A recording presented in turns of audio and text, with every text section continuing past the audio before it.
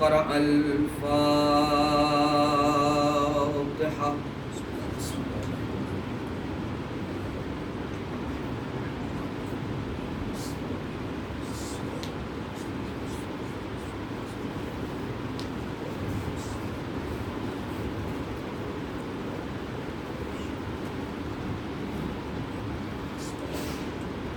لا حول ولا قوة إلا بالله العلي العظيم.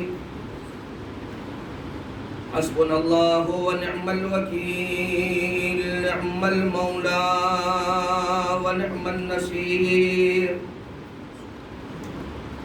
أعوذ بالله من الشيطان اللعين الرجيم.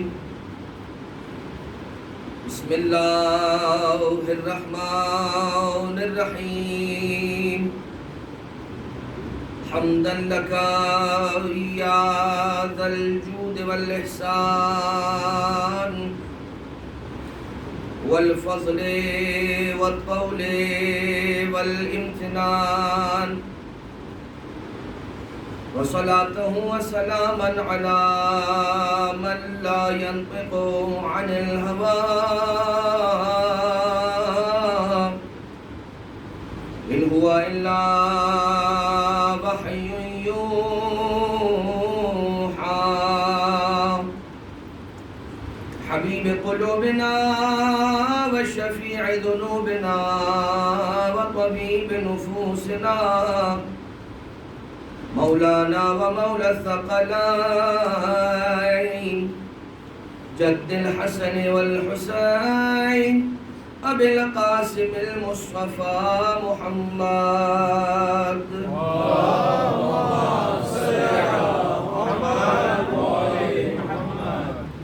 وعلى آله الذين أذهب الله عنهم الرجس وطهرهم تطهيرا.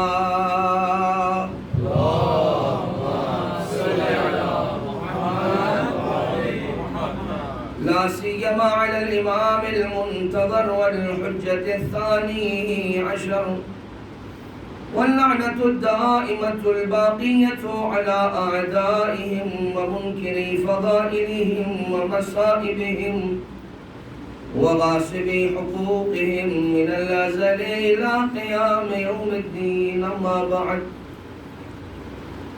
وقد قال الله سبحانه وتعالى في محكم كتابه ومتقن خطابه، وقوله الحق وهو أصدق القائلين. بسم الله الرحمن الرحيم. ثم لتسألن يومئذ عن النعيم. صلوات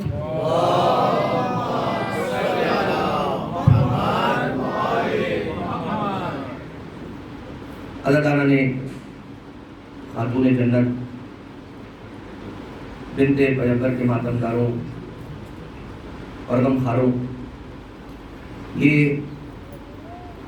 فرش عزا، یہ مجلسیں، یہ ماتم، یہ نوحہ، یہ تعزیوں کا برآمد کرنا اور یہ مجلسوں کا منعقد کرنا، یہ یقیناً وہ کام ہے کہ جو رب ذوالجلال کی خوشنودی کا سبب بنتے ہیں۔ پروردگار عالم نے اپنی عبادات کو جو اپنے بندوں پہ واجب کیا ہے، اس فرش عزا کی اہمیت کے اندر ایک نقطہ آپ کی خدمت میں عرض کرتا ہوں اور پھر ہم اپنے موضوع سے منتقل ہوتے ہیں کہ جیسے واجب نمازیں ہیں، ایک ہے واجب نمازوں کی قسم کہ جس کے اندر نماز پنج گانا ہے، اور نمازوں کی دوسری قسم ہے کہ جنہیں صلوات المندوبہ کہا جاتا ہے، یعنی کہ مستحب نمازیں، ٹھیک ہے، مستحب نمازیں اور واجب نمازیں۔ اور مستحب نمازوں کے اندر بھی الگ الگ نمازیں، نماز شب ہے، نافلہ نمازیں ہیں، یعنی جو فجر، ظہر، عصر، مغرب، عشاء، یہ جو 5 نمازیں ہیں، ہر نماز کی ایک نافلہ نماز ہے۔ پروردگار عالم نے ایسا محسوس ہوتا ہے کہ ان واجب نمازوں کے گرد مستحب نمازوں کا ایک جال بچھایا ہوا ہے کہ ہر واجب نماز کے ساتھ لگی ہوئی ہے ایک مستحب نماز، یعنی کہ نافلہ نماز. فجر کی ایک نافلہ ہے، ظہر کی ایک نافلہ ہے، عصر کی نافلہ، مغرب کی اور عشاء کی. اور جو روایتوں میں آیا وہ یہ کہ جو واجب نماز میں کچھ خلل رہ جائے، کچھ نقص رہ جائے، اس کے دور کرنے کا سبب یہ نافلہ نماز ہے. یا یہ سمجھ لیجئے کہ واجب نمازوں کے گرد ایک قلعہ نما دیوار ہے کہ جسے ہم نافلہ نماز کہتے ہیں یا مستحب نمازیں کہتے ہیں. اس لیے کہ اگر ایک انسان واجب نمازیں بھی پڑھتا ہے اور مستحب نمازیں بھی پڑھتا ہے تو وہ اپنی نمازوں کے اندر ریگولر ہے، واجب نماز نہیں پڑھتا ہے، مستحب نماز نہیں پڑھتا ہے، اور شیطان اگر اس کی نماز پر حملہ کرنا چاہے تو پہلے ہی اس کا سامنا واجب نمازوں سے نہیں ہوگا، مستحب نمازوں سے ہوگا. یعنی اگر خدا نہ خواستہ اس سے چھوٹنا شروع ہوئی تو پہلے واجب نمازیں نہیں، مستحب چھوٹیں گی، واجب محفوظ رہے گی. پروردگار عالم نے واجب نمازوں کے گرد ایک مستحب نمازوں کی قلعہ نما دیوار بنا کے واجب نمازوں کی حفاظت کی ہے. یہ ہے بات فروع دین کی، اصول دین کے اندر جو بہت اہم رکن ہے. ایک ہے توحید، ایک ہے عدل، ایک ہے نبوت، ایک ہے امامت، ایک ہے قیامت. یہ جو امامت ہے، اس امامت کے اندر توحید بھی مضمر ہے، پوشیدہ ہے، اور نبوت بھی اس کے اندر موجود ہے. اس لیے کہ اگر کوئی شخص امامت کے اوپر ایمان رکھتا ہے تو یہ بات تو یقینی ہے کہ وہ توحید پر اور نبوت پر ایمان رکھتا ہے. جب تو وہ امامت پر ایمان رکھتا ہے تو پروردگار عالم نے امامت کو بچانے کے لیے کوئی دیوار بنائی ہے، امامت کے گرد کوئی قلعہ نما دیوار ہے. جی ہاں بالکل ہے. یہ جو ہم فرش ادا بچھاتے ہیں، یہ جو ہم جلوس ادا کو برآمد کرتے ہیں، یہ جو ہم علم برآمد کرتے ہیں، تعزیہ نکالتے ہیں، یہ جو نوحہ پڑھتے ہیں، یہ سارا عزائے ابا عبداللہ علیہ السلام، عزائے اہل بیت اطہار کا سلسلہ، یہ ایک ایسی قلعہ نما دیوار ہے امامت کے گرد کہ جب تک یہ سلامت رہے گی امامت پر آنچ نہیں آ سکے گی. اسی لیے بار بار آپ دیکھیے چھٹے امام سرکار علیہ السلام کیا فرماتے ہیں. ابو وسیع جو پہلے ہی آلریڈی رو رہے ہیں، ان کو کہتے ہیں اے ابو وسیع روتے کیوں نہیں ہو؟ کہا مولا رو رہا ہوں اور یہ میرے آنسو ہیں. آقا نے فرمایا کہ جب حسین پر رویا جاتا ہے تو ایسے نہیں رویا جاتا. اور بہت ساری عزائے اہل بیت اطہار علیہ السلام کے لیے جو تاکید اہل بیت اطہار علیہ السلام کی طرف سے وہ موجود ہے. بس میں نے آپ کی خدمت میں یہ مثال اس لیے پیش کی تاکہ ہم ہمیشہ اس بات کو یاد رکھیں کہ فرش عزا بچھانے میں کبھی کوئی کمی آنی نہیں چاہیے. حسین ابن علی کے ماتم میں کبھی کوئی کمی آنی نہیں چاہیے. آ جائیے ہم آغاز کریں آج کی اس مجلس میں جو کچھ معروضات آپ کی خدمت میں پیش کرنا ہے. قرآن کریم کے اندر رب ذوالجلال ارشاد فرماتا ہے، جناب ابراہیم علیہ السلام کے اعتبار سے ملتا ہے قرآن کریم میں، اور یہی چیز اسی طرح کا ایک سوال جناب عزیر کے حوالے سے بھی ملتا ہے. حضرت ابراہیم علیہ السلام نے پوچھا کہ رب ارنی کیف تحیی الموتى، اے پروردگار مجھے دکھلا کہ تم مردوں کو کیسے زندہ کرتا ہے. پروردگار عالم نے پلٹ کر جناب ابراہیم کے سوال پر ایک سوال کیا اور حضرت ابراہیم علیہ السلام سے پوچھا اولم تؤمن، کہ اے ابراہیم کیا آپ ایمان نہیں رکھتے؟ حضرت ابراہیم علیہ السلام نے فرمایا ایمان تو رکھتا ہوں لیکن لیطمئن قلبی، ایمان رکھتا ہوں اطمینان چاہتا ہوں. ساتھ رہیے گا، ایمان رکھتا ہوں اطمینان چاہتا ہوں.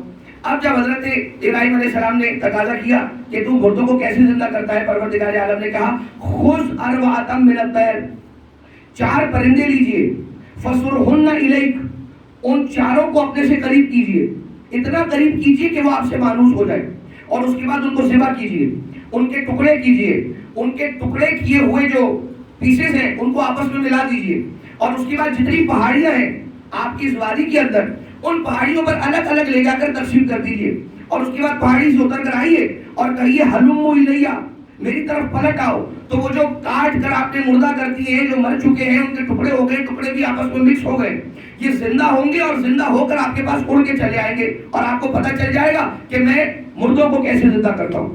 لیکن یہاں ٹھہر کر ذرا دیکھیے محبت اہل بیت اطہار کی اہمیت اس واقعے کے اندر بھی ملے گی. اللہ نے کیا کہا 4 پرندے لو، انہیں ذبح کرو اور کاٹ کر ان کے ٹکڑے کر کے مکس کر کے پھیلا دو.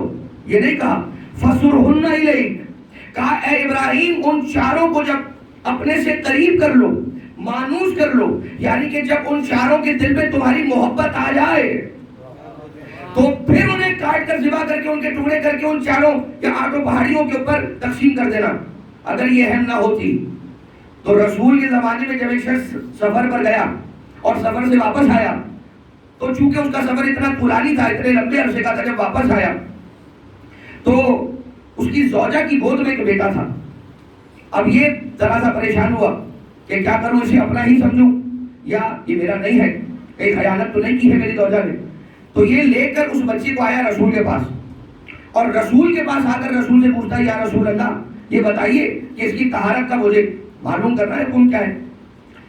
تو رسول خدا نے کہا کہ تم ایک کام کرو، میرے پاس آ کر بیٹھو اور اپنے بچے کو جو ہے نا میرے یہ حسنین ہیں ان کے پاس چھوڑ دو اور تم خود چل کے میرے پاس آ جاؤ۔ یہ آ گیا رسول کے پاس بیٹھ گیا، اپنے بیٹے کو امام حسنین کے پاس چھوڑ دیا، اور جب گفتگو کا سلسلہ آگے بڑھا رسول کے پاس وہ سوال لے کر آیا تھا، اس سوال کا جواب ابھی تک رسول نے دیا نہیں ہے۔ کافی دیر ہو گئی، پوچھا پلٹ کر یا رسول اللہ ذرا وہ تو بتا دے جو میں سوال لے کر آیا تھا۔ کہا تجھے تیرے سوال کا جواب مل جائے گا، پلٹ کر دیکھ حسن حسین کے ساتھ تیرا بچہ گھل مل گیا ہے یا اس سے پشت دکھا کر مڑ گیا ہے۔ اگر وہ انسیت پیدا کر رہا ہے، اگر میرے حسنین سے تیرا بچہ محبت رکھ رہا ہے تو سمجھ لے کہ تیرا ہے، ورنہ جان لے کہ پاک نہیں ہے۔ اچھا فضرہن الیہ، اب ذرا مجھے ساتھ ساتھ رہیے گا، ایک نتیجے تک آپ کو لے کر جانا چاہتا ہوں۔ جب حضرت ابراہیم علیہ السلام نے خود سے مانوس کر کے ان کے ٹکڑے کیے اور پھیلا دیے تو ہوا یہ کہ جب پہاڑی سے نیچے آ کر حضرت ابراہیم علیہ السلام نے ہلموا الیہ کہہ کے پکارا اور کہا کہ آ جاؤ میری طرف ہے پرندوں، تو یہ سارے کے سارے حیوان تھے، مردہ تھے، زندہ ہوئے اور اڑ کر لپک کے حضرت ابراہیم علیہ السلام کی خدمت میں آ گئے، اور تھے کدھر؟ پہاڑ کے اوپر۔ حضرت ابراہیم علیہ السلام ذبح کر چکے تھے، مر چکے تھے، یہ زندہ ہوئے، یعنی کہ حیوان ہیں اور جانتے ہیں کہ اگر مر بھی گئے ہو لیکن اگر نبی بلا رہا ہے اور تم پہاڑ پر بھی ہو تو پہاڑ چھوڑ کر نیچے نبی کے پاس آ جانا ہوتا ہے۔ یہاں حضرت ابراہیم کے یہاں حیوان ہے، پہاڑ چھوڑ کر زندہ ہو کر نبی کے پاس آ گئے، اور وہاں نبی اکرم کے دور میں کچھ ہیں رسول بلاتے رہے اور وہ پہاڑوں پر بھاگتے رہے، کچھ ہیں۔ اچھا ایک صاحب مجھ سے بولے طنز کیوں کرتے ہیں آپ، بزدلی کا رنگ ہر تصویر میں بھرتے ہیں آپ، بزدلی کا رنگ۔ اچھا رسول کو چھوڑ کر میدان سے چلے جانا یہ خود اتنا بڑا عصیان اور معصیت کا گناہ کا کام ہے کہ جس کو خود قرآن کریم کے اندر کہا ہے کہ یا رسول اللہ جو جا رہا ہے نا اسے جانے دو، اس لیے کہ وہ صرف آپ کو چھوڑ کر نہیں جا رہا ہے، دائرہ اسلام کو بھی چھوڑ کے باہر جا رہا ہے۔ بھائی ساتھ رہیے گا، دائرہ اسلام کو بھی چھوڑ کر باہر جا رہا ہے۔ ایک صاحب مجھ سے بولے طنز کیوں کرتے ہیں آپ، بزدلی کا رنگ ہر تصویر میں بھرتے ہیں آپ۔ جنگ خیبر سے جو بھاگے صاحب مقدور تھے، کیپیبل لوگ تھے، جنگ خیبر سے جو بھاگے صاحب مقدور تھے بہادر، بس ذرا حالات سے مجبور تھے بہادر، بس ذرا حالات سے مجبور تھے۔ ارے باب خیبر توڑنا ایک کچا دھاگا تھا انہیں، خود نہیں بھاگے تھے، گھوڑا لے کے بھاگا تھا انہیں، خود نہیں بھاگے تھے، گھوڑا لے کے بھاگا تھا انہیں۔ بولا گھوڑا ہنس سے ان سے ہنس کر، گھوڑا ان سے ہنس کر ٹھیک کہتے ہیں جناب، بولا گھوڑا ان سے ہنس کر ٹھیک کہتے ہیں جناب، ہاں مگر ایک بات کا دے دیجئے مجھ کو جواب، روک سکتا نہ ہو جو ایک اسب بے ہنگام کو، کیا سنبھالے گا نظام امت اسلام کو۔ اچھا ہم نے تو آنا ہے اس آیت کی طرف جسے ہم نے سرنامہ کلام میں تلاوت کرنے کا شرف حاصل کیا، مگر یہ مراحل طے کرتے کرتے ہم نے آگے بڑھنا ہے۔ جناب ابراہیم علیہ السلام کا ہم نے سماعت فرمایا۔ اچھا جناب عزیر والا جو واقعہ ہے اس کو سکپ کرتے ہیں، اس لیے کہ آپ دنیا کا کوئی ذکر کر لیجئے مجلس میں، جب تک بات علی ابن ابی طالب کی نہیں آتی ہے مجلس کو زینت نہیں ملتی ہے۔ 2 گھنٹے بول لیجئے یا 5 گھنٹے بول لیجئے یا ساری رات گفتگو کرتے رہیے، جب تک اللہ کے ولی شیر گلی علی کا ذکر نہیں آتا تب تک بات میں زینت پیدا نہیں ہوتی۔ بات تو ہوتی ہے مگر زینت نہیں ہوتی۔ اب آ جائیے حضرت، اب یہ جو روایت پیش کر رہا ہوں یہ روایت موجود ہے کتاب الکافی کے اندر، اور کتاب الکافی کی جو اصول ہے یعنی کہ اصول الکافی کے اندر باب سرکار امام موسیٰ کاظم علیہ السلام میں یہ روایت موجود ہے کہ ایک نصرانی آیا، ایک کرسچن آیا، اور یہ نصرانی شخص آ کے امام موسیٰ کاظم علیہ السلام سے قرآن کی آیت کے بارے میں سوال کر رہا ہے. یعنی کہ نصرانی ہے لیکن قرآن پڑھ رہا ہے، قرآن کی آیتیں دیکھ رہا ہے. اور یہی وہ واقعہ ہے اور یہی وہ روایت ہے کہ جس کے اینڈ میں جو سوالات لے کے یہ نصرانی عیسائی شخص امام کاظم کے پاس آیا اور ہشام ابن حکم نے امام کاظم علیہ السلام تک اس کو رسائی دلوائی اور ملایا امام سے، تو آخر میں یہ ہوا کہ اس نے مذہب اسلام اور مذہب حق کو قبول کر لیا. لیکن جو سوالات آیا تھے وہ تو بہت سارے سوالات ہیں، ہم نے ہر سوال کی طرف تو نہیں جانا، لیکن ایک سوال، اور وہ سوال یہ ہے کہ ابن رسول اللہ یہ بتائیے حامیم والکتاب المبین، قرآن کریم کی ایک آیت ہے بسم اللہ الرحمن الرحیم حامیم والکتاب المبین، اس میں کتاب مبین سے مراد کیا ہے؟ ساتویں امام علیہ السلام ہے اور ارشاد فرماتے ہیں کہ یہاں اس آیت کے اندر کتاب مبین سے مراد امام مبین ہے. ٹھیک ہے، یہ ایک واقعہ. اب آ جائیے تفسیر عیاشی.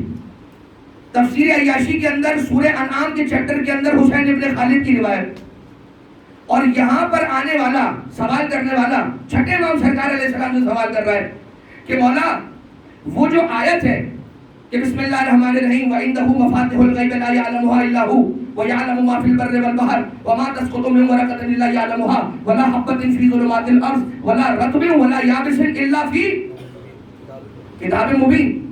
تو مولا یہاں کتاب مبین سے مراد کیا ہے؟ آقا نے فرمایا یہاں پہ کتاب مبین سے مراد امام مبین ہے. تو حامیم والکتاب المبین، کتاب مبین سے مراد امام مبین. لا رطب ولا یابس الا فی کتاب مبین، مراد امام مبین. اب ذرا دیکھیے، یہ تو ہمیں اندازہ ہو گیا کہ کتاب مبین سے مراد امام مبین ہے، لیکن امام مبین ہوتا کون ہے؟ اب خود اگر قرآن ہی سے نکالنا چاہے کہ امام مبین ہو تو آنا ہوگا سورہ یاسین پڑھنا ہوگا. سورہ یاسین پڑھتے پڑھتے آیت کا بھی نشان کمال دیکھیے، آیت نمبر ہے 12.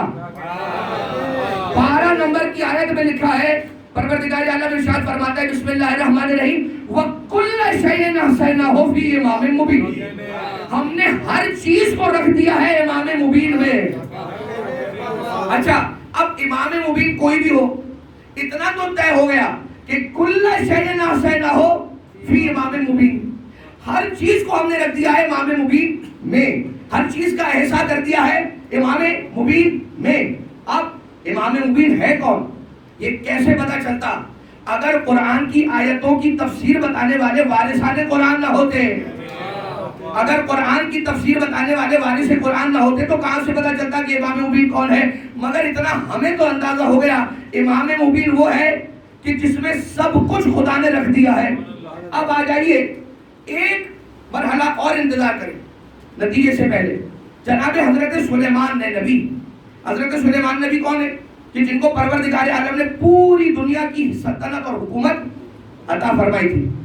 اور جناب سلیمان یہ کہتے ہیں ایھا الناس علمنا منطق الطیر، اے انسانوں پروردگار عالم نے مجھے پرندوں کی زبان سکھلائی ہے.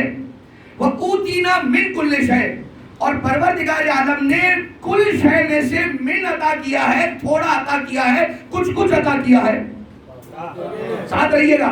حضرت سلیمان نبی فرماتے ہیں کہ اوتینا من کل شے، من ہوتا ہے تبعیض کے لیے، یعنی کہ بعض کے لیے کچھ کچھ دیا سلیمان کو، اور کل شے ناسیناہ فی امام مبین، سب کچھ دیا امام مبین کو. تو اب سلیمان وہ جو کچھ کچھ والا ہو اور امام مبین وہ جو سب کچھ والا ہو. اب پتہ کیسے چلے؟ مسئلہ یہ کہ یہ سوال صرف ہمارے ذہنوں میں نہیں ہے، بلکہ جب سورہ یاسین نازل ہوئی اور اس کی آیتیں نازل ہوئی تو رسول کے زمانے کے اصحاب کے ذہن کے اندر بھی یہ سوال پیدا ہوا. اور شیخ طوسی نے اپنی کتاب کے اندر اس روایت کو نقل کیا کہ آ کے سوال کرنے والے اصحاب رسول سے سوال کرنے لگے یا رسول اللہ، یہ جو ابھی آیت آپ نے تلاوت فرمائی ہے اس میں امام مبین سے مراد کیا ہے؟ کیا امام مبین سے مراد تورات ہے؟ رسول نے فرمایا نہیں. کیا امام مبین سے مراد زبور ہے؟ رسول نے فرمایا نہیں. اور پھر وہ وہاں سے چلا گیا. پھر تھوڑی دیر بعد پھر آیا کوئی یا رسول اللہ کیا امام مبین سے مراد انجیل ہے؟ رسول خدا نے کہا نہیں. کیا امام مبین سے مراد قرآن ہے؟ فرمایا نہیں. اور اس کے بعد رسول نے اگنور کر دیا، وہ اپنا کام کرتا رہا، رسول اپنی عبادتوں کے اندر مشغول رہے. اتنے میں مسجد نبوی کے دروازے سے آنے والا ایک جوان داخل ہوا. اس کے آتے ہی اب کسی کو رسول سے پوچھنا نہیں پڑا. اس نے اس کو بلایا ہے رسول نے اور کہا آ کے بتا تو کیا پوچھ رہا تھا. اس نے کہا یا رسول اللہ امام مومن کا مدینے کی مسجد کے دروازے سے آنے والے جوان کو دیکھ لے جو ابھی آیا ہے, وہی تو امام مومن ہے قرآن کا. جب پلٹ کر دیکھا تو صرف جواب نہیں ملا, سارے کے سارے ارمان ٹوٹ کر بکھر گئے, اس لیے کہ آنے والا اور کوئی نہیں علی ابن ابی طالب تھا.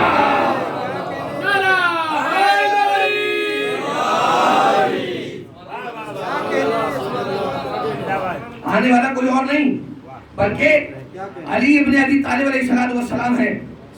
تو بلکہ ایک اور روایت سنیے کہ امام مومن ہے کون. وادی نمل سے گزر رہے ہیں مولا کائنات اور جناب عمار یاسر ساتھ ہیں. عمار یاسر نے پلٹ کر پوچھا وادی نمل, نمل کسے کہتے ہیں؟ چیونٹی کو. اور نمل کے نام کا ایک سورہ قرآن کریم میں بھی موجود ہے. تو مولا کائنات سے جناب عمار نے پوچھا کہ مولا موقع بھی ہے, دستور بھی ہے اور ہم وادی نمل میں بھی ہیں, تو آپ یہ بتائیے کہ کوئی ہے ایسا کہ جو یہ بتا سکے کہ اس وادی نمل میں چونٹیاں ہیں کتنی, تعداد بتا سکے, کوئی ایسا ہے؟ مولا کائنات نے فرمایا ہاں وہ تو ہے, لیکن ایک ایسا بھی ہے کہ جو یہ بھی بتا سکتا ہے کہ وہ جو تعداد ہے ان میں نر کتنی ہے اور مادہ کتنی ہے, ان میں نر کتنی ہے اور مادہ کتنی ہے. مولا سے پوچھنے لگا عمار مولا وہ کون ہے؟ کہا تو نے سورہ یاسین کی آیت نمبر 12 نہیں پڑھی؟ وہ کل شیء ناصح ہو فی امام مبین, بہت امام مبین ہے کہ جسے یہ بھی معلوم ہے کہ تعداد کتنی ہے اور یہ بھی معلوم ہے کہ ان میں سے نر مادہ کتنے ہیں. کہا امام مبین کون ہے؟ فرمایا وہ امام مبین کہ جسے قرآن میں پکارا گیا ہے وہ امام مبین میں خود علی ابن ابی طالب ہوں. اچھا لیکن عزیزو اگر یہ آواز تھوڑی سی بڑھ جائے تو مجھے زیادہ ہوتی لگانا تھوڑی سی.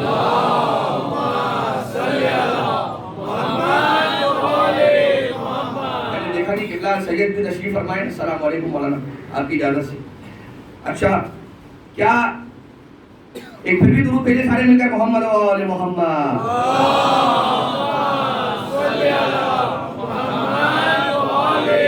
جناب سلیمان ہو گئے کچھ والے اور علی ہو گئے ہاں سب کچھ والے, اور پھر سب کچھ والے کی شان بھی ایسی ہی ہونی چاہیے اور ہے بھی نرالی, اس لیے کہ ولیوں کا سردار ہے, محمد کا وسیع و جانشین ہے, شیر خدا ہے, اللہ کی تلوار ہے, سیف اللہ الغالب ہے, غالب علی کل غالب ہے, علی ابن ابی طالب ہے. مولا جو سب کچھ والے ہیں, ذرا دیکھیے آنے والے نے مانگ کے مانگا کیا, آنے والے نے آ کے مانگا کیا؟ ایک روٹی. مولا نے کہا کمبر دے دے ایک روٹی. کہا مولا روٹی بوری میں, کہا بوری دے دے. بوری اونٹ پر, کہا اونٹ دے دے. اونٹ کتار میں, کہا کتار دے دے. بھائی سب کچھ والا ہے نا تو سب کچھ دے گا. لیکن ہوا یہ, آپ سب سن چکے یہ واقعہ, بس مجھے بتانے دو کہ کمبر بھی علی کا غلام ہے, معمولی شخص نہیں ہے. یہ سن کے نہار جو قطار کی تھی چھوڑ کے پیچھے ہٹا. علی نے پوچھا کمبر خیریت کیا ہوا, نہار کی چھوڑ دی ہے؟ کہا یا علی مجھے ڈر لگا اور تاخیر کروں گا تو آپ مجھے بھی اس کے ساتھ بھیج دیں گے, اس کا غلام بنا دیں گے. مولا سب برداشت ہے, آپ سے دوری برداشت نہیں ہے. سب برداشت ہے, آپ سے دوری برداشت نہیں ہے. اب ذرا دیکھیے مولا نے بتا دیا, آپ کے کسی نے ہاتھ پھیلایا ہے, مانگ رہا ہے, تھوڑا زیادہ دینا پڑتا ہے تو دے دینا, لیکن اس کا شرمندہ چہرہ زیادہ دیر تک نہ دیکھنا. اب آ جائیے جن کو بہت آسانی سے مولا کی فضیلتیں ہضم نہیں ہوتی اور جن کے ایمان کا ہاضمہ کمزور رہتا ہے, یا کیا کہا جائے کہ ایک شاعر نے یوں لکھا کہ واعظ علی کے بغض کی پتھری جگر میں ہے, واعظ علی کے بغض کی پتھری جگر میں ہے, اندر سے کر رہا ہے خدا سنگسار کیا. اچھا یہ تو چلیں ٹھیک ہے, ہوتا ہی رہتی ہے بات. لیکن آ جائیے, آنے والا ایک شخص آیا اور آ کر کہنے لگا بھائی ہاں صحیح علی بہت سخی تھے, وہ لیکن حاتم طائی بہت سخی تھا. اب ذرا آپ انداز دیکھیں, علی تو سخی تھے لیکن حاتم طائی بھی سخی تھا. بہت نہ بھی لگا, اگر اپنے جملے کے ساتھ وہ بہت نہ بھی لگا تو اس کا جیسچر ہی بتانے کے لیے کافی ہے کہ علی تو سخی تھے لیکن حاتم طائی بھی سخی تھا. ارے بھائی کس کو بڑا سخی بتا رہے ہو؟ تمہارے انداز سے تو لگ رہا ہے کہ حاتم کو بڑا سخی بنا رہے ہو، تو وجہ کیا ہے؟ تو جب نہیں وہ یہ کہے کہ بھائی مسئلہ یہ تھا کہ علی دیتے تھے، ایک مرتبہ دے دیا، آنے والے نے مانگا، علی نے دے دیا، بات ختم ہو گئی۔ اور حاتم کا یہ انداز تھا کہ وہ 70 دروازوں سے 70 مرتبہ ایک ہی سائل کو دیتا تھا۔ اچھا لیکن ہم حاتم کا نمک کھانے والے تو نہیں ہیں، ہم کھاتے تو علی کا نمک ہے، علی کی اولاد کا نمک کھاتے ہیں، رسول کا جانشین ہے نا علی، حاتم تو نہیں ہے رسول کا جانشین۔ اب ہوا یہ کہ جب یہ بات کسی کے سامنے آئی تو جواب ہی ملا کہ تم حاتم کا مقابلہ علی سے کر رہے ہو، تم کس کا تقابل کس سے کر رہے ہو؟ تم کمپیر کر رہے ہو ایک اورنج کو ایپل سے۔ یہ پھر میں نے بہت رعایت کے ساتھ مثال دی ہے۔ تو الگ الگ چیزوں کا کیا تقابل ہوگا، تو الگ الگ چیزوں کو کیا سامنے سے کمپیر کر کے ملائیں گے، کیا سمجھیں گے؟ لیکن پھر بھی اب جو تم نے یہ بات کہہ دی ہے نا تو سن لو، علی ابن ابی طالب علیہ السلام کی سخاوت کا کوئی تقابل، مقابلہ، کمپیریزن ہی نہیں ہے حاتم کی سخاوت سے۔ دیتا ہوگا وہ 70 مرتبہ، الگ الگ مرتبہ ایک ہی سائل کو الگ الگ دروازوں سے آواز بدل بدل کے آنا پڑتا تھا، لیکن میرا مولا علی سخیوں کا سردار ہے۔ پہلی بار کھٹکھٹا کے ہاتھ پھیلانے والے کو علی اتنا دے دیتے ہیں وہ محتاج نہیں رہتا، تمہارا ہاتھ پھیلانے کی ضرورت ہی نہیں پڑتی، دوبارہ ہاتھ پھیلانے کی ضرورت ہی نہیں پڑتی، وہ ہے۔ اب آ جائیے، کون علی؟ یہ جو سب سے بڑی نعمت ہے ہماری، ہمیں جو اللہ نے نعمتیں عطا کی ہیں ان میں سب سے بڑی نعمت ہے نعمت امیر المومنین، اور نعمت علی، اور نعمت ولایت علی ابن ابی طالب علیہ السلام۔ اور اگر کوئی کہے مولانا آپ نے رسول کی نبوت سے زیادہ رتبہ اور مرتبہ دے دیا ولایت علی کو، تو ایسی بات نہیں ہے۔ نبوت اپنی جگہ ہے، امامت اپنی جگہ ہے۔ آپ اگر دیکھنا چاہیں تو دیکھ لیجیے، جن کے پاس ولایت کا عقیدہ نہیں ہے، جن کے پاس امامت کا عقیدہ نہیں ہے، وہ نبوت کو بچاتے پھر رہے ہیں۔ بھائی تحفظ ختم نبوت کی ضرورت ہمارے ہاں تو کبھی نہیں پڑی۔ حضرت رسول اکرم کی نبوت آخری نبوت ہے، ان کے بعد کوئی اور نبی آنے والا نہیں، ہمیں تو کبھی اس بات کی ضرورت نہیں پڑی کہ محمد مصطفیٰ پر نبوت ختم ہو رہی ہے، اس لیے کہ نبوت ختم ہوتے ساتھ ہی امامت کا آغاز ہمارے یہاں ہو رہا ہے۔ یعنی کہ ولایت علی ابن ابی طالب نبوت کا فل اسٹاپ ہے، جس کے پاس ولایت ہے اس کی نبوت بھی محفوظ ہے، اس کی توحید بھی محفوظ ہے۔ اور جنہوں نے علی اور اولاد علی کو چھوڑ کر جہاں کہیں سے توحید لی ہے، تو ذرا دیکھیے، کبھی وہ اللہ کو آواز کرنے والی، چین چون کرنے والی کرسی پہ بٹھا دیتے ہیں؟ ایسا ہے کہ پروردگار جب بیٹھے گا عرش کے اوپر، جب کرسی پر بیٹھتا ہے اور وہ ہلتا ہے تو آواز آتی ہے، یہ کتابوں میں ہے، جا کر دیکھے گا۔ اور دوسری طرف یہ کہ جب جہنم بھر نہیں رہی ہے تو اللہ سے ریکویسٹ کی گئی کہ پروردگار آپ اپنا ایک پاؤں ڈال دیں تاکہ جہنم بھر جائے۔ تو اب جو اہل بیت اطہار علیہ السلام کے در سے نہ لیں تو پھر در بدر کی ٹھوکریں کھائیں۔ اب آ جائیے وہ آیت جسے تلاوت کرنے کا ہم نے سرنامہ سخن میں شرف حاصل کیا۔ بسم اللہ الرحمن الرحیم، ثم لتسألن یومئذ عن النعیم۔ اے لوگوں، میں قیامت کے دن جو سوال کروں گا، بہت سارے سوال کروں گا، ان سوالوں میں پھر میں ایک سوال کروں گا، ثم لتسألن، یقیناً سوال کروں گا، بالیقین، بالیقین۔ لتسألن کے اندر جو تاکیدیں لگی ہے نا، کتنی تاکیدیں لگی ہیں؟ ایک ابتدا میں لگی ہے لام تاکید، لتسألن آخر میں لگی ہے نون تاکید، لام تاکید اور نون تاکید آخر کے اندر، اور جو نون تاکید ہے وہ دو حرف ہیں، دو نون ہیں، اور شروع کے اندر ایک لام ہے۔ یہ تین حروف ابتدا اور انتہا کے اندر تین حروف کے ذریعے سے انٹینسیفیکیشن پروردگار عالم نے پیدا کیا ہے، اور کہہ رہا ہے کہ سوال تو کروں گا، ثم لتسألن یومئذ عن النعیم، اس دن نعمت خاص کے بارے میں سوال کروں گا۔ النعیم کہا ہے، نعیم من نہیں کہا ہے، الف لام لگایا ہوا ہے، اور الف لام سے وہ جو اسم ہے وہ پھر کامن ناؤن نہیں رہتا، پراپر ناؤن بن جاتا ہے، یعنی کہ نعمت کا ذکر نہیں ہو رہا ہے، کسی خاص نعمت کا سوال کرے گا پروردگار۔ آنے والا آیا چھٹے مولا اور سرکار علیہ السلام کے پاس، اور آ کر پوچھتا ہے مولا یہ جو آیت ہے ثم لتسألن یومئذ عن النعیم، اس میں النعیم سے مراد کیا ہے؟ تو پلٹ کر مولا نے اس سے پوچھا بتا تجھے کیا لگتا ہے کہ کیا ہے؟ اور کمال یہ تھا جیسے ہی ملا موقع وہ بولنے بھی لگا، لیکن بھول گیا کہ بول کس کے سامنے رہا ہے. مگر یہ بھول گیا کہ بول کس کے سامنے رہا ہے. یہ اس کے سامنے بول رہا ہے کہ جس کے سامنے سیکھنے کے لیے بیٹھا جاتا ہے، سکھانے کے لیے نہیں بیٹھا جاتا. جن سے راستہ دیکھا جاتا ہے انہیں راستہ دکھایا نہیں جاتا. تو امام نے کہا کہ تجھے کیا لگتا ہے؟ کہا وہ جو ہم لوگ زندگی میں کھاتے ہیں تو وہ سوال کرے گا کہ کتنے دانے کھا کر آئے ہو، اور جو پیتے ہیں اس کا سوال کرے گا کہ کتنے قطرے پی کر آئے ہو. تو یہ بتاؤ، یہ بتائیے، یہ ہے جواب. اچھا آقا نے فرمایا پلٹ کر کہ یہ بتا کبھی کسی دل والے سخی شخص جنرس آدمی کے دسترخوان کرم پہ بیٹھ کے کھانے کا موقع ملا ہے تجھے؟ کہا ہاں مولا بالکل بیٹھا ہوں. کہا کبھی ایسا ہوا کہ وہ جو بڑے دل والا شخص تھا سخی، اس نے تجھے کھلایا اور کھا جب لیا تو سیر ہو گیا، اور جب نکل کے باہر جانے لگا تو دروازے پہ روک کے تجھ سے یہ پوچھا ہو بتا کتنے نوالے بھی کھا کے جا رہا ہے اور کتنے گھونٹ پی کر جا رہا ہے؟ کبھی ایسا نہیں ہوا. کیوں؟ اس لیے کہ سخی کی یہ شان ہے نہیں کہ جو کھلا دیا اس کا سوال کرے، جو ضائع کرے گا اسراف کرے گا اس کا سوال ہوگا، یہ غلط بات ہے. لیکن جو کھلا دیا بدن پہ لگا دیا اس کا کیا سوال؟ وہ تو وعدہ کیا ہے اس نے کریم نے کیا عطا کرے گا. اب جب یہ سرنڈر کرتا ہے نا اور تسلیم کرتا ہے، کہا کہ اپنا رسول اللہ مجھے نہیں پتا، مجھے نہیں پتا، میں نہیں جانتا، مجھے علم نہیں ہے، آپ جانتے ہیں. تب چھٹے امام سرکار علیہ السلام نے فرمایا کہ قرآن کریم کی اس آیت ثم لتسألن یومئذ عن النعیم میں پروردگار عالم نے جس خاص نعمت کا ذکر کیا ہے وہ نعمت اور کوئی نہیں بلکہ ہمارے جد امیر المومنین علی ابن ابی طالب کی ولایت ہے. اب پلٹ کر یہ پوچھا. اب ایک دوسری حدیث ہے کہ اس حدیث کے اندر امام علیہ السلام، اب چلے ہم اس حدیث کی طرف نہیں جاتے، لیکن یہ کہ یہ جو اتنی بڑی نعمت ہے یہ سب سے بڑی نعمت کیوں ہے؟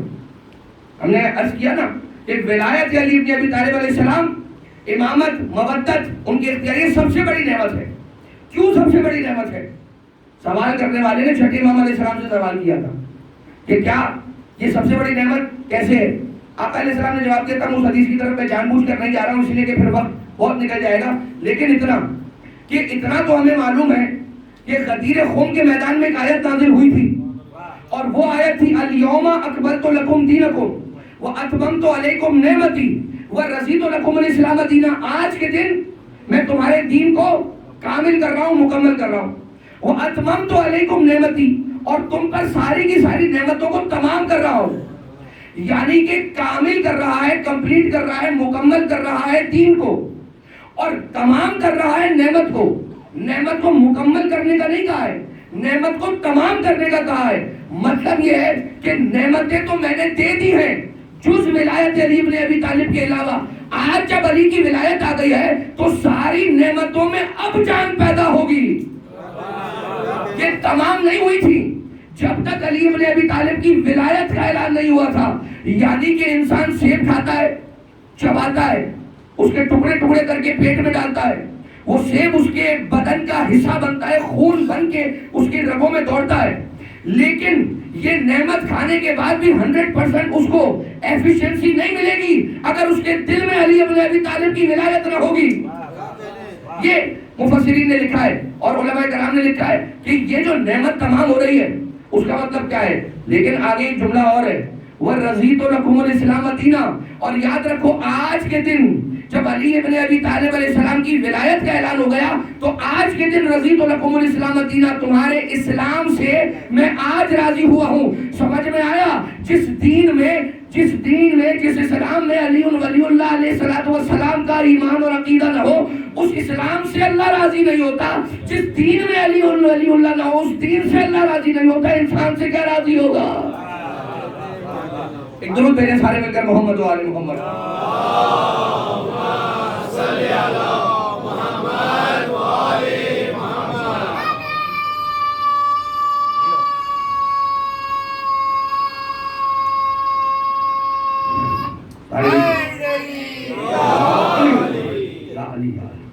سب سے بڑی نعمت ہے نعمت عظمیٰ ولایت علی ابن ابی طالب علیہ السلام. پروردگار نے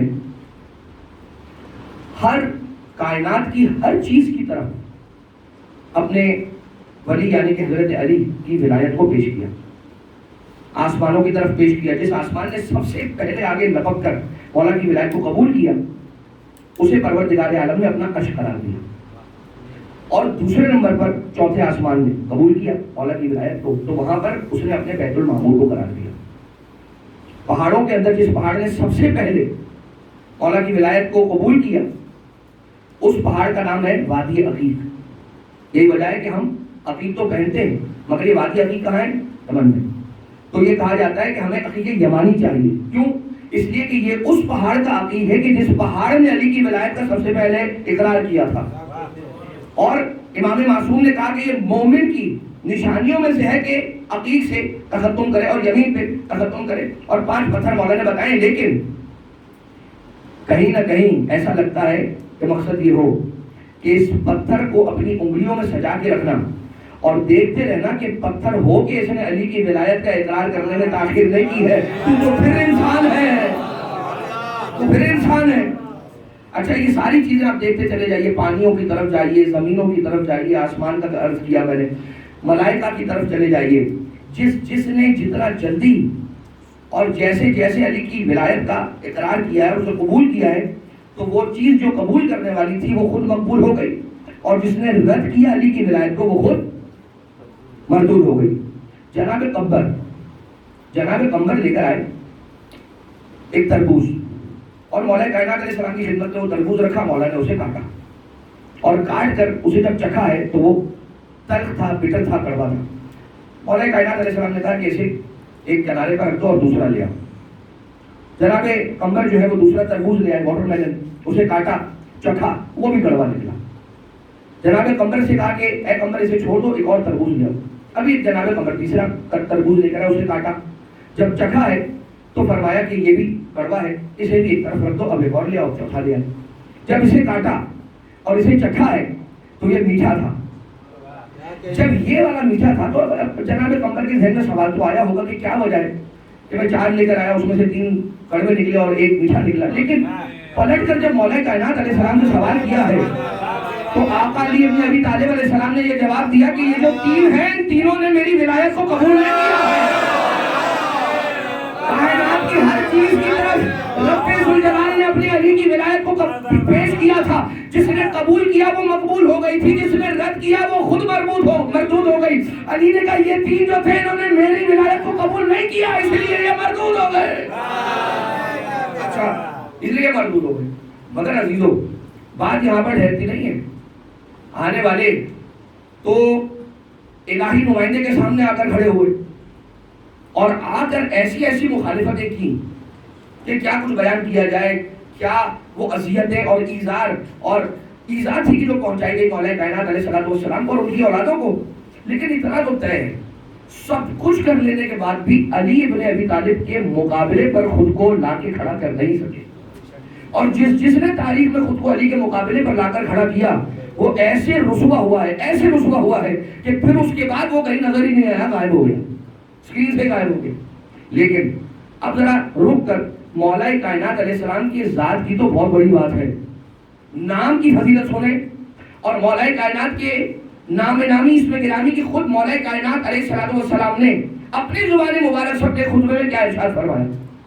مولا فرماتے ہیں انا کتب اسمی علی العرش فاستقر وعلی السماوات فقامت وعلی الریح فزرت وعلی الارض ففرشت وعلی الوادی فہمعا وعلی البرق فدمعا وعلی السحاب فدمعا وعلی اللیل فدجا وازلم وعلی النہار فانار وتبسم. میں وہ علی ہوں جس کا نام جب عرش پر لکھا گیا نا تو اسے قرار آ گیا, جب آسمان پر لکھا گیا تو ٹکنے لگا, زمین پر لکھا گیا تو بچھنے لگی, چشموں پر لکھا گیا تو بہنے لگے, بادلوں پر لکھا گیا تو برسنے لگے, بجلیوں پر لکھا گیا تو کڑکنے لگی, ہواؤں پر لکھا گیا تو چلنے لگی, رات پر لکھا گیا تو اندھیر ہو گئی, ویران ہو گئی, دن پر لکھا گیا تو روشن ہو گئی اور مسکرانے لگی. جب کوئی نام علی کا مقابلہ نہ کر سکے تو ذات علی کا کیا خاک مقابلہ کرے گا. اچھا, مگر سرکار امیر المومنین علیہ السلام کی ذات کہ جن کے فضائل میں بھی شک کیا گیا, آپ کی عظمتوں کے بارے میں بھی سوالات پیدا کیے گئے اور اعتراض کیے گئے اور آج بھی کیے جاتے ہیں, اور یہ تو ہوتا رہے گا سلسلہ. اس لیے کہ دو لائنیجز چل رہی ہیں، ایک محبت کی اور ایک بغض کی. اگر پروردگار عالم قرآن کریم میں قل لا اسألکم علیہ اجرا الا التقوی کہتا تو پھر ایک اور بات ہوتی. پروردگار عالم اگر قل لا اسألکم علیہ اجرا الا الصلاۃ کہتا تو ایک اور بات ہوتی. الا الصوم زکوٰۃ حج، ان ساری چیزوں کا انکار تو نہیں ہے، یہ سب واجبات میں ان کو تو انجام دینا ہی ہے.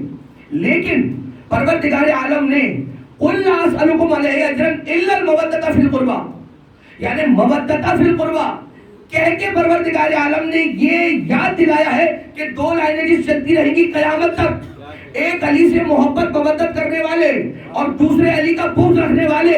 خیال رکھنا ہمیشہ علی کی مودت رکھنے والوں میں رہنا، علی سے بغض رکھنے والوں میں نہ شامل ہو جانا. ٹھیک ہے. اچھا، اب یہاں کئی جگہوں پہ شک ہوا، جیسا کہ ایک مثال ہم نے آپ کی خدمت میں اس دن پیش کی تھی کہ لوگوں نے کہا کہ علی کی ولادت جو کعبے میں ہوئی ہے وہ تو ایک محض اتفاق تھا، نعوذ باللہ. تو آ جائیے اسی سے ملتا جلتا ایک واقعہ. بصرہ کی مسجد ہے اور بصرہ کی مسجد میں مولا کائنات علیہ السلام ہے اور مجمع ہے.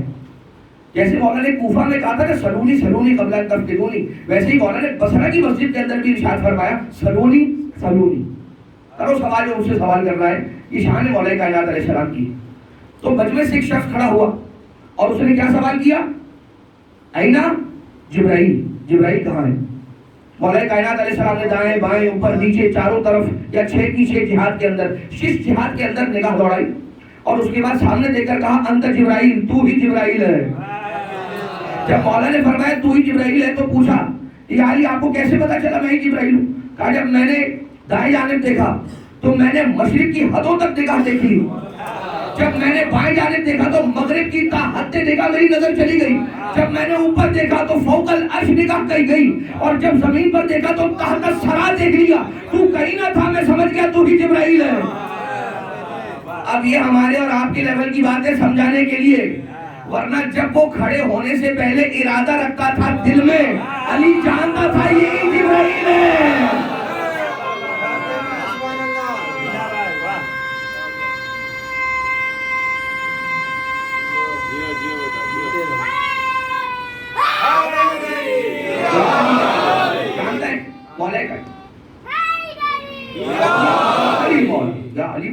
مولا کہنا جانتے ہیں کہ یہی جبرائیل ہے.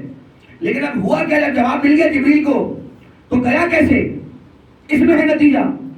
پرواز کیا، چھت کو توڑتا ہوا آسمان کی طرف پرواز کر کے نکل گیا. اے جبرائیل، مسجد کے دروازے تھے، آپ دروازے سے کیوں نہ گئے؟ کہا بھائی دروازے سے چلا جاتا، پہلے سے بنے ہوئے عام دروازے سے جاتا تو لوگ شک کرتے کہ علی کا بصرہ میں رہنے والا کوئی پہلے سے دوست ہے. میں نے کہا عام دروازے سے نہیں جاؤں گا، نیا در بنا کے نکلوں گا تاکہ قیامت تک کوئی شک نہ کرے علی کی فضیلت میں. وہاں علی کی کعبے میں آمد کے سلسلے میں بھی خدا نے کہا عام دروازے سے علی کو نہیں بلاؤں گا، نیا در بناؤں گا تاکہ قیامت تک کوئی شک نہ کرے کہ ابو طالب نے آ کے تالا کھول دیا.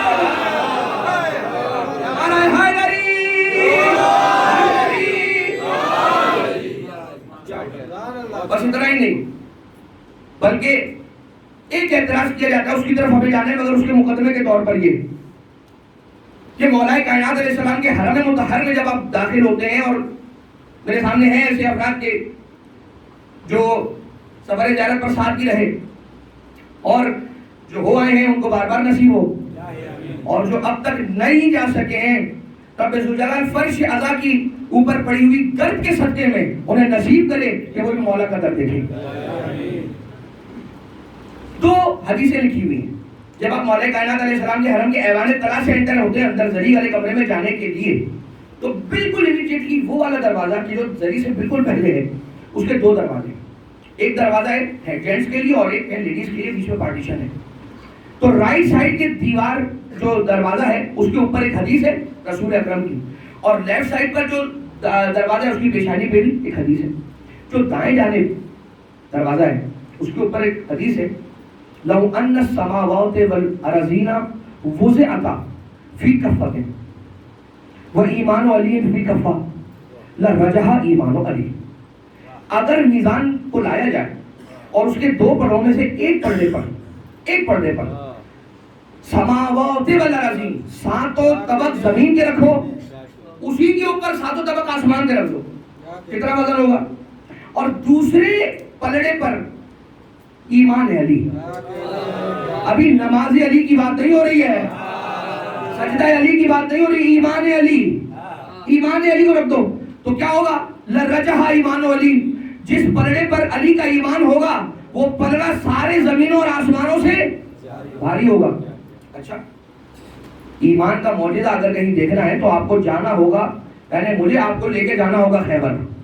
چلیں گے بھائی؟ خیبر چلنا پسند فرمائیں گے یا بہت ہوا ہے خیبر؟ بھائی خیبر گاڑی تو جا رہی ہے، گاڑی نہیں فلائٹ جا رہی ہے نا بھائی، اتنے ساروں کو تو فلائٹ میں لے جانا پڑے گا. فلائٹ جا رہی ہے خیبر. اب آپ ایک نعرہ لگا کے بتا دیں کہ کون کون ہے جو خیبر جانا چاہتا ہے.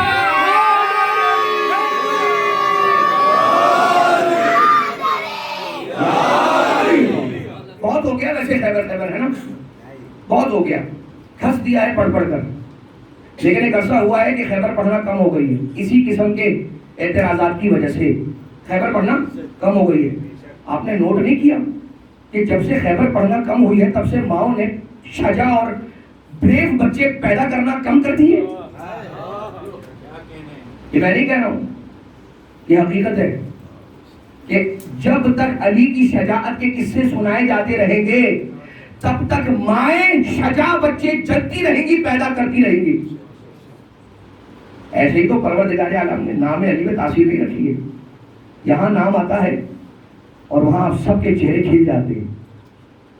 بلکہ علی بن ابی طالب کی ذات تو فرقان ہے ہی، کرائٹیرین جس کو کہتے ہیں، کرائٹیرین مینس حق اور باطل کے درمیان فرق واضح کر دینے والی ذات تو ہے ہی، نام بھی ہے. نام لیتے ہیں پتہ چل جاتا ہے کون اپنا ہے کون پر آیا ہے. یہاں تو سارے اپنے بیٹھے ہیں اور مجھے پتا ہے سارے چلیں گے اور علماء کرام کی بالکل ہم فرنٹ سیٹ رکھیں گے انشاءاللہ، ونڈو سیٹ علماء کرام کی. آئیے چلتے ہیں خیبر میں ہمیں علی کا ایک ایسا معجزہ دیکھنے کو ملے گا کہ جس کو ہم ایمانی معجزہ کہیں گے، اس لیے کہ مولا کائنات نے خود کہا ہے. جو باب خیبر مولا کائنات علیہ السلام نے، آپ نے یہ ضرور سن رکھا ہوگا، ہر بار کا سنا ہوا ہے کہ 2 انگلیوں سے نہیں، 2 انگلیوں کے اشارے سے مولا نے باب خیبر کو اکھاڑا ہے. ٹھیک ہے، 2 انگلیوں کے اشارے سے. کیونکہ روایتیں کہتی ہیں، خود رسول اکرم صلی اللہ علیہ وسلم سے جب جا کر پوچھا کہ یا رسول اللہ علی نے باب خیبر اکھاڑ دیا، تو رسول نے کہا جاؤ اور جا کر علی بن ابی طالب کے قدموں کو بھی دیکھو، صرف ہاتھوں کو نہیں دیکھو، قدموں کو دیکھو. آگے دیکھنے والوں نے دیکھا تو کیا دیکھا؟ علی کے قدم ہوا میں ہیں، علی کے پاؤں ہوا میں ہیں، زمین پر ٹکے ہوئے نہیں ہیں. باب خیبر انگلیوں پہ نہیں ہے، ہوا میں ہے. زمین پر قدم علی کے نہیں ہے، ہوا میں ہے. یا علی کیا ماجرا ہے؟ یہ معجزہ کس چیز کی طرف دلالت کر رہا ہے یہ علی ہی بتا سکتے ہیں. آئے علی کے پاس سوال کرنے والے اور مولا کائنات علیہ السلام نے جب سوال کیا یا علی یہ معجزہ کیا آپ بتائیے، مولا نے فرمایا قلعہ تو باب الخیبر لا بقوت جسمانیہ بل بقوت ایمانیہ. یہ باب خیبر کو جو توڑنا ہے، اس کو جو اکھاڑنا ہے، یہ میرے بازوؤں کی طاقت کا مظاہرہ نہیں ہے، ایمان کی طاقت کا مظاہرہ ہے، ایمان کی طاقت کا مظاہرہ ہے. اسی لیے کہا کیا لو ان السماوات والارضین وضعتا فی کفۃ وایمان علی فی کفۃ لرجح ایمان علی. علی بن ابی طالب کا ایمان جس پڑے پر ہوگا وہ بھاری ہوگا. شاعر نے اپنا قلم چلانا شروع کیا، کہتے ہیں کہ زمین کی کشش کا ہے یہ اثر، ہر چیز کھنچ کے آتی ہے خود فرش خاک پر، پھر کیوں علی کھڑے تھے ہوا میں بکر و فر. کہتے ہیں کہ زمین کی کشش کا ہے یہ اثر، ہر چیز کھنچ کے آتی ہے خود فرش خاک پر. دا کنونشنل لا آف گریویٹی، ہر چیز کھنچ کے آتی ہے خود فرش خاک پر، پھر کیوں علی کھڑے تھے ہوا میں بکر و فر. پوچھوں زمین سے تو کہے گی کہ الحذر، کھینچوں علی کو مجھ میں کہاں اتنی طاقت ہے. میں ہوں تراب اور علی ہوں تراب.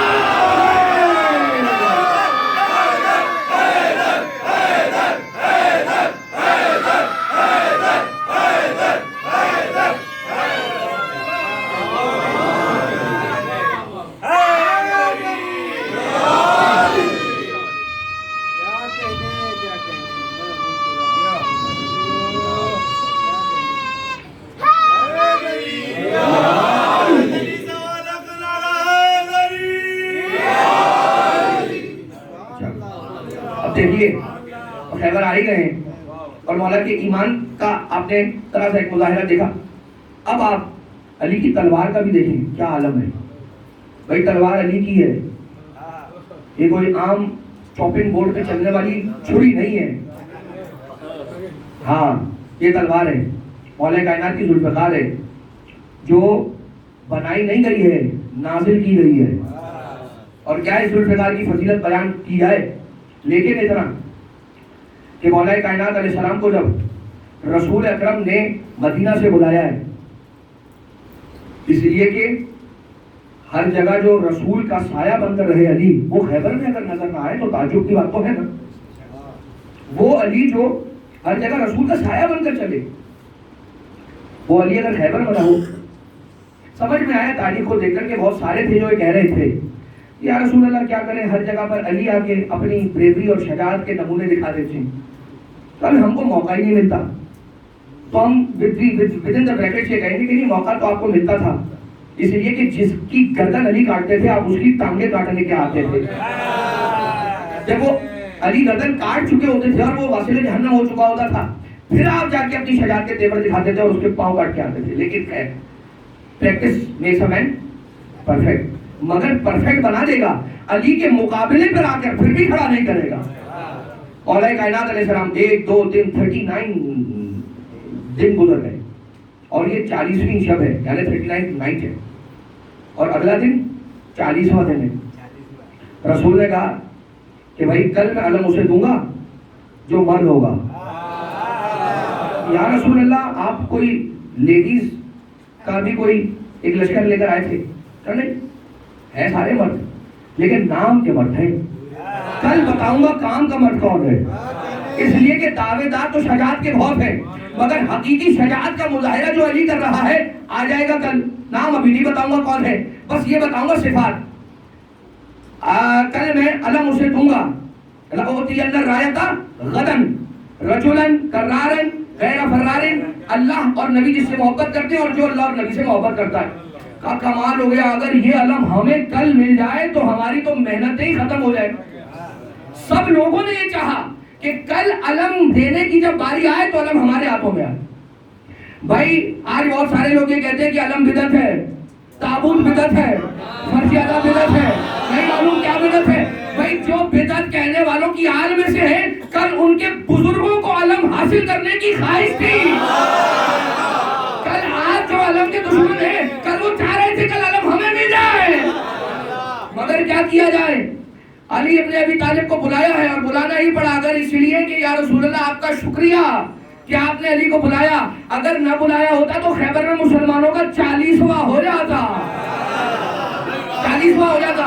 لیکن یا رسول اللہ, یا قاہر العدو, یا والی الولی, یا مظہر العجائب, یا مرتضی علی, ناد علی مظہر العجائب یا مظہر العجائب, تجد ہواؤن لک فی النوائب کل ہم و غم سینجلی بولادتک یا علی یا علی یا علی. ابھی 3 مرتبہ علی ختم ہوا تھا, وہاں علی ابن ابی طالب حرکت میں آیا, کہا قمبر جاؤ میری تلوار لے آؤ, میری زرہ لے آؤ, میری سواری لے آؤ. یا علی کہاں جائیں گے؟ کہا میرے آقا نے بلایا ہے. کہا آقا آپ اپنے آقا کے پاس جا رہے ہیں, مجھ غلام کو چھوڑ کر چلے جائیں گے؟ کہا قمبر اپنا ہاتھ میرے ہاتھ میں دے دے. قمبر نے علی کے ہاتھ میں ہاتھ رکھا, برق رفتاری سے علی ابن ابی طالب مدینہ سے خیبر پہنچے. وہاں سلمان بلند مقام پر کھڑا ہوا دیکھ رہا ہے, مدینہ کی طرف گرد اٹھتی ہوئی دیکھی. رسول کے پاس آ کر کہا یا رسول اللہ مبارک ہو, علی آ رہے ہیں, علی آئے, علی آئے. رسول نے سینے سے لگایا, پیشانی پہ بوسہ دیا, پٹکا کمر میں باندھا, تلوار حمائل کی اور کہا جاؤ علی, خیبر کی فتح تمہارا ہی انتظار کر رہی ہے. اور آئے.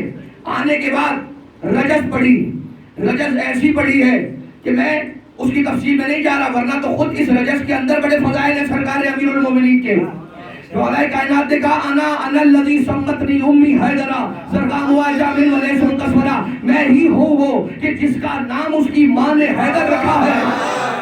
اب حیدر چلے آگے, مرحب سامنے آیا. جب اتمام حجت ہو گیا, میں نے سب حذف کر دیا جملے کے اندر, جب اتمام حجت ہو گیا, اس لیے کہ علی تلوار چلانے میں پہل کرتا ہی نہیں ہے, علی جنگ کرنے میں پہل کرتا ہی نہیں ہے. جب سامنے سے تلوار چلتی ہے تو پھر علی کی تلوار کافر پر چلتی ہے. اس لیے کہ جس نے علی کے خلاف تلوار اٹھا لی وہ پھر دائرہ اسلام سے خارج ہو گیا. اب علی کی تلوار کافر پر اٹھے گی. یہ تلوار نیام سے نکلی ہے ذوالفقار. علی نے گھوڑے کو کہوا دیا, مرحب کے سامنے آ کر کھڑے ہوئے, تلوار اٹھی, خول پہ پڑی, خول کو کاٹا, مرحب کے سر کو کاٹا, سینے کو کاٹا, رہوار کو کاٹا, زمین کی طرف پڑی. جبریل کو خدا نے بھیجا, جاؤ جبریل اپنے پر رکھ دو, ورنہ اگر زمین پہ آج علی کی ذوالفقار پڑ گئی تو زمین کے 2 ٹکڑے ہو جائیں گے.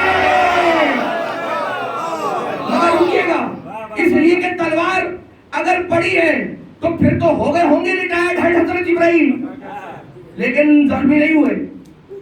اب آ گئی فضیلت ذوالفقار کی. یاد رہیے گا ذوالفقار کی فضیلت ہے, جیسے علی مزاج حق شناس ہے ویسے ذوالفقار مزاج علی شناس ہے. ذوالفقار جانتی ہے میرے مولا کی مرضی کیا ہے, اسی لیے جہاں تک کافر تھا کاٹتی چلی گئی, جہاں سے معصوم شروع ہوا اٹھتی چلی گئی.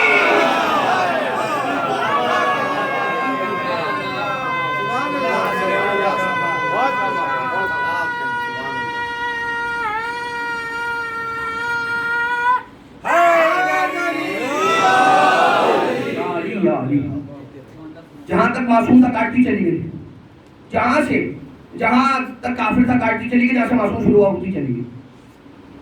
کون ہے جو علی کی شجاعت کا بھی مقابلہ کر سکے؟ علم تو پھر بات کی بات ہے, ایمان تو پھر بات کی بات ہے. اور تاریخ جا کر پڑھیں, اپنی کتابیں پڑھنے کی عادت ڈالیے, ورنہ آج کل جس زمانے میں ہم زندگی گزار رہے ہیں شبہات سے بھرپور دور ہے. شبہات کیا؟ اعتراضات. کل بھی عرض کیا تھا کہ وائرسز کا دور ہے, ایمانی وائرسز, اور یہ سوالوں کی فارم میں آتے ہیں ہمارے پاس. اب دوسری حدیث آپ کہیں گے مولانا نے تو کہا تھا کہ 2 حدیثیں, ایک دوسری جو دروازے پر حدیث لکھی ہے وہ کیا ہے؟ مثل علی فیکم کمثل الکعبۃ المستورہ النظر الیہا عبادہ والحج الیہا فریضہ. تمہارے درمیان علی کی مثال کعبے کی مثال ہے کہ جیسے کعبے کی طرف نظر کرنا عبادت, ویسے ہی علی کے چہرے پہ نظر کرنا عبادت, اور جیسے کعبے کی طرف جا کے اس کا حج کرنا فریضہ, تمہارا بھی علی کے پاس جا کے بیعت کرنا علی کی تمہارا فریضہ. ایک اور حدیث ہے رسول کی, مثل علی فیکم کمثل الکعبہ تؤتی ولا تأتی. تمہارے درمیان علی کی مثال ایسی ہے کہ جیسے کعبے کی مثال ہے. ٹھیک ہے, تمہیں اگر کعبے کا طواف کرنا ہے تو تیاری کر کے جانا ہوگا.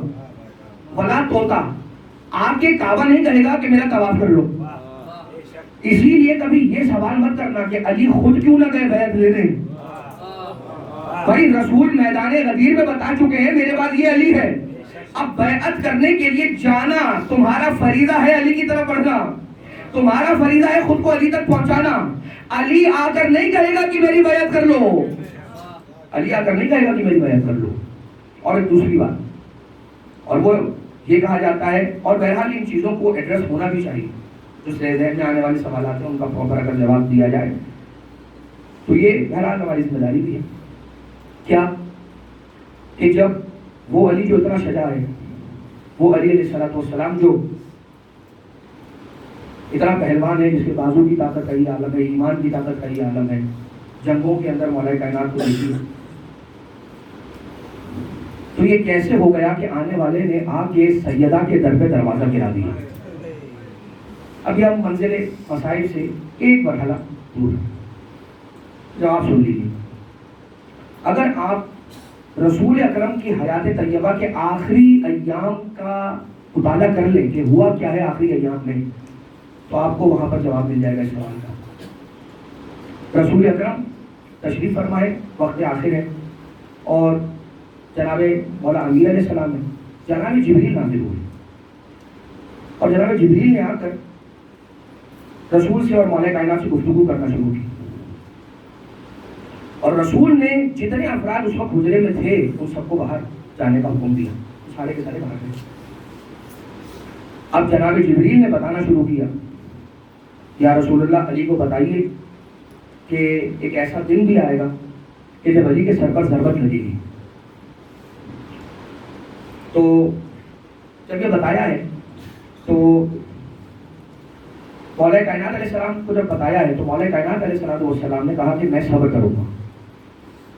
پھر بتایا کہ یا رسول اللہ علی کو بتائیے کہ ایک دن آئے گا کہ جب علی کے گلے میں رسن کو ڈالا جائے گا.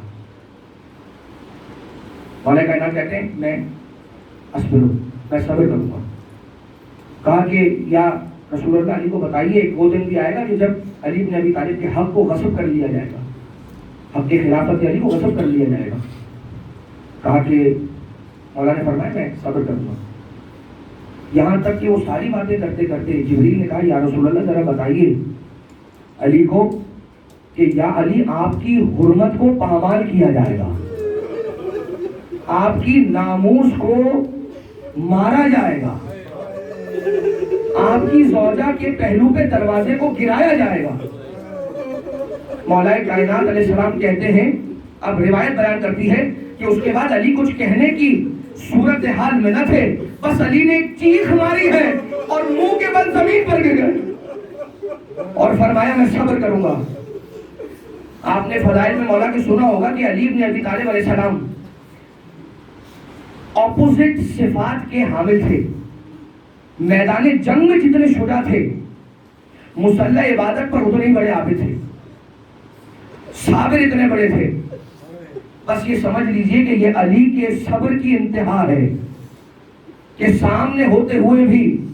اور اس کے بعد پھر ایک روایت بھی ہے کہ جس میں رسول نے جاتے جاتے یہ کہا ہے یا علی میرے بعد جو میرے قرض ہے ان کو ادا کرو گے؟ مولا کہتے ہیں بالکل یا رسول اللہ, آپ کی جو قرض ہے میں ادا کروں گا. کہا جو میرے کام رہ گئے ہیں ان کو پورا کرو گے؟ کہا یا رسول اللہ پورا کروں گا.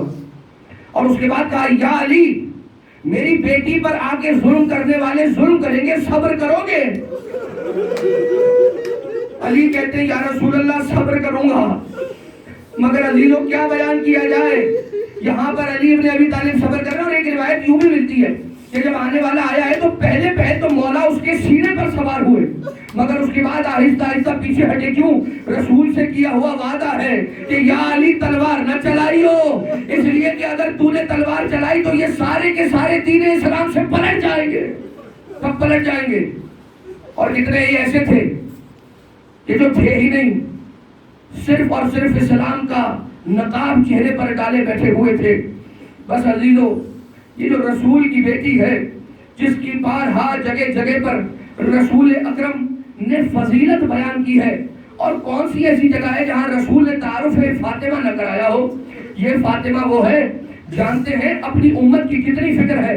روایت بیان کرتی ہے کہ جب کوئی رونے والا حسین پر روتا ہے تو سیدہ اپنے ہاتھوں کو اٹھا کے اس کے حق میں دعا کرتی ہے. تو جو حسین پر روئے اس کے حق میں فاطمہ دعا کرے, اور جب فاطمہ پر کوئی رونے والا روئے, رو شب شہادت ہے, پرسہ پیش کرنا ہے زمانے کے مولا و آقا کو.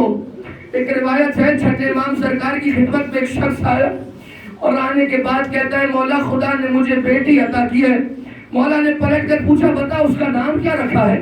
کہا مولا میں نے نام فاطمہ رکھا ہے.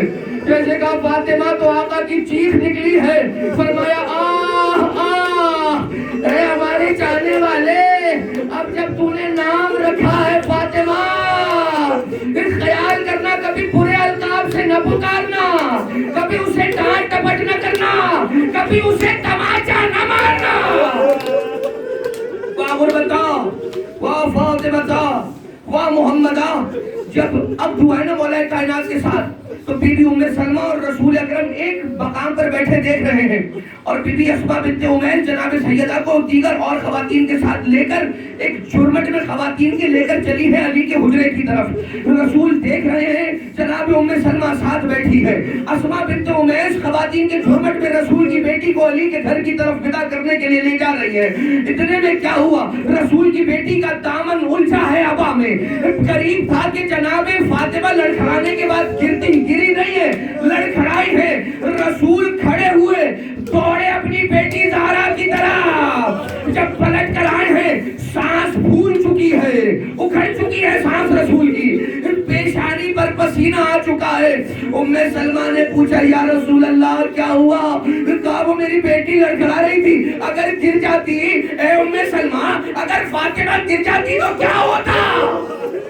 میں ہاتھوں کو جوڑ کر کہوں گا یا رسول اللہ, آج آپ کو بڑی فکر ہے کہ فاطمہ گر جاتی تو کیا ہوتا؟ روایت بیان کرتی ہے جب فاطمہ گری ہے، پسلیاں ٹوٹ چکی ہے، محسن شہید ہو گیا، لعین نے کوڑے سے اتنے پشت پہ تازیانوں کے وار کیے ہیں، اتنے وار کیے ہیں کہ پھر فاطمہ پشت کے بل سو نہ سکی، سو نہ سکی۔ ایک دن ہے علی آئے اور اپنی زوجہ کے سرانے بسترے پر بیٹھے اور جناب سیدہ یہ فرماتی ہے یا ابو الحسن میں شرمندہ ہوں۔ علی نے کہا اے بی بی رسول کی بیٹی آپ شرمندہ نہ ہو، کیوں شرمندہ ہو رہی ہیں؟ کہا یا علی جب بھی آپ آئے ہیں ہمیشہ آپ کی تعظیم میں کھڑی ہوئی ہو، ہمیشہ بلند ہو کے آپ کی تعظیم کی ہے، استقبال کیا ہے، مگر یا علی زہرا آپ کی اتنی زخمی ہو چکی ہے کہ کھڑے ہو کے آپ کا استقبال نہیں کر سکتی۔ یہ سننا تھا، علی رونے لگے، اتنا روئے ہیں کہ آنسو ٹپ ٹپ ریش مبارک میں بھرنے لگے، علی کے گانوں سے ہوتا ہوا علی کا آنسو داڑھی میں جمع ہونے لگا۔ جانتے سیدہ نے کیا کیا؟ علی کے چہرے پر جمع ہونے والے آنسوؤں کو صاف کیا، اپنے ہاتھوں پر علی کے آنسوؤں کو جب پایا ہے، کبھی چہرے پہ لگاتی ہے، کبھی بازو پہ لگاتی ہے، کبھی کانوں پہ لگاتی ہے، کبھی پسلیوں پہ لگاتی ہے، کبھی سینے پہ لگاتی ہے۔ زہرا یہ کیا کر رہی ہے؟ علی نے پوچھا، فاطمہ نے جواب دیا یا علی میرے بابا کہتے تھے مظلوم کے آنسو درد کی شفا ہے۔ یا علی آپ کے آنسو اس لیے لگا رہی ہوں کہ میرے تماچوں کے زخم میں درد ہو رہا ہے۔ یا علی ٹوٹی پسلیوں کے زخم میں درد ہو رہا ہے، ٹوٹے ہوئے بازو کے زخم میں درد ہو رہا ہے۔ عزیزو جب کلام نے یہاں تک مصائب سماعت فرمائے تھے کہ جب علی کو گلے میں رسن ڈال کے لے جانے لگے ہیں تو سیدہ نے کمر کے پٹکے پہ ہاتھ ڈالا، کہا لعینو خبردار تمہیں علی کو لے جانے نہ دوں گی۔ مگر ہائے ایک لعین کا تازیانہ پہلو سے برآمد ہوا، اس نے بی بی کے بازو پہ تازیانہ مارا، بی بی کا بازو ٹوٹ گیا، ہاتھوں سے علی کے کمر کا پٹکا چھوٹ گیا۔ مگر ہے اب جب بی بی اتنی زخمی ہو گئی ہے تب بھی لے جانے والا تو رسول کی مسجد کی دربار میں علی کو لے جا رہا ہے، مسجد نبوی میں لے جانے والا لے جا رہا ہے مسجد نبوی مدینہ کے دربار میں علی ابن ابی طالب کو گلے میں رسن ڈال کر سیدہ اب پھر کھڑی ہوئی ہے، پھر کھڑی ہو کے کہاں گئی ہے جانتے ہیں؟ اپنے گھر گئی ہے، گھر آئی ہے، رسول کا امامہ لیا، رسول کا امامہ لے کے سر پہ رکھا، رسول کی عبا کو پہنا، حسنین کا ہاتھ تھاما، لے کے آئی ہے روضہ رسول پر، قبر رسول پر پہنچی، قبر رسول پر پہنچ کے ایک مرتبہ ہاتھوں کو رسول کی بیٹی نے اٹھانا شروع کیا، قریب تھا کہ رسول کی بیٹی بددعا کر دے، یہاں رسول کی بیٹی کے ہاتھ اٹھے، وہاں مدینہ کے در و دیوار ہوا میں اٹھنے لگے۔ کتنی ستائی گئی ہے رسول کی بیٹی، کتنی رسول کی بیٹی ستائی گئی ہے کہ وہ ایک موقع تھا بعد میں آیا کہ جو رسول کی قبر پہ آکے سیدہ نے کہا تھا سبت علیہ مصائب لو ودہا، سبت علیہ سرنا لیالیا ازادارو شب شہادت فاطمہ، سیدہ حسنین کو لے کر آئی ہے، سر پہ رسول کا امامہ ہے، دوش پہ رسول کی عبا ہے، ہاتھوں کو اٹھایا، سیدہ کے ہاتھ اٹھے، مدینہ کی در و دیوار اٹھنے لگے، علی نے کہا سلمان جاؤ رسول کی بیٹی کو روکو، سلمان آئے کہا یا بنت رسول اللہ، اے بی بی خدا را بددعا نہ کیجئے گا، روئے زمین پر آپ کے بابا کا ایک کلمہ کو بھی باقی نہ رہے گا۔ جناب سیدہ نے جانتے کیا فرمایا؟ کہا سلمان دیکھو تو ذرا وہ میرے علی کو قتل کر دیں گے، اگر دیں گے. سلمان نے سر کو جھکا کے کہا اے بنت رسول مجھے علی نے بھیجا ہے. ہاں رسول کی بیٹی نے علی کا حکم سنا, ہاتھوں کو واپس پلٹایا, دیوار مدینہ پھر زمین پر آ کر ٹکی, رسول کی بیٹی واپس چلی گئی. لیکن عزیزو اب جب آئی ہے تو پھر کسی سے فاطمہ نے کوئی بات نہ کی ہے, بس تسبیح کرتی رہی ہے. تسبیح کرتے کرتے وصیت کل, بی بی کی شہادت کے مصائب کل, اور بی بی کا اپنے بچوں سے رخصت ہونا صحن خانہ میں کل سنیے گا, کل دوپہر کے مصائب کی مجلس میں سنیے گا. لیکن عزیزو اب یہ ہونے والا ہے کہ رسول کی بیٹی کچھ دن کی مہمان ہے, رسول کی بیٹی کا سایہ حسن و حسین کے سر سے اٹھنے والا ہے, زینب و ام کلثوم کے سر سے اٹھ جانے والا ہے. ہاں فاطمہ جب چلی جائے گی, علی جیسا محبت کرنے والا باپ حسن و حسین کے سر پہ شفقت کا ہاتھ رکھنے کے لیے رہے گا, مگر جب اسی فاطمہ کا حسین کربلا میں مارا جائے گا, زینب کے سر سے ودا, سکینہ کے گوشوارے, تازیانے. ایک روایت سن لو, اور یہ میرا دل ہے کہ میں حسین کی 4 سالہ یتیمہ بچی کے یہ مسائل ضرور سناؤں, اس لیے کہ یہ نسبت ہے. فاطمہ کو بی بی کو جب تماچا لگا ہے تو بی بی کے کانوں کی بالیاں کھل کے زمین پر گری, بی بی کا کان زخمی ہوا, کان سے خون برآمد ہوا. آؤ ذرا دادی کی مصیبت سننے والوں, پوتی کی مصیبت کو دیکھو. لوٹنے والوں نے لوٹ مچا کے سب کچھ لوٹ لیا. شام میں غریبا خوری کہتا ہے میرے ہاتھ کوئی سامان نہ آیا لوٹ گیا. اتنے میں مجھے ایک بچی نظر آئی, 4 سال کی عمر کے لگ بھگ یہ بچی تھی, اس کے کانوں میں گوشوارے سلامت ہے.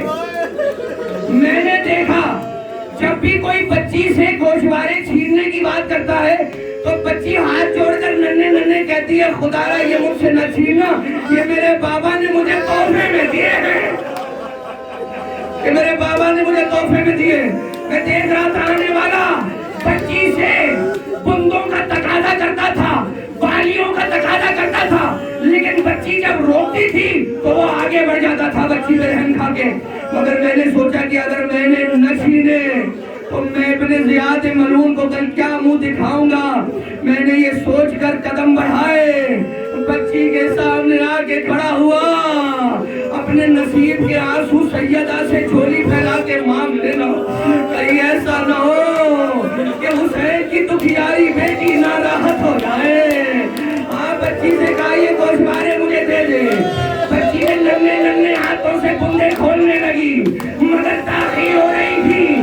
میں نے صبر نہ کیا, میں نے بچی کے گوشواروں پہ ہاتھ ڈالا, بالیوں کو کھینچا, کانوں کی لو کٹی, خون نکلنا شروع ہوا. بچی نے فرات کی طرف رک کر کے کہا چچا ابا, چچا ابا, تیری سکینہ, تیری لاڈلی.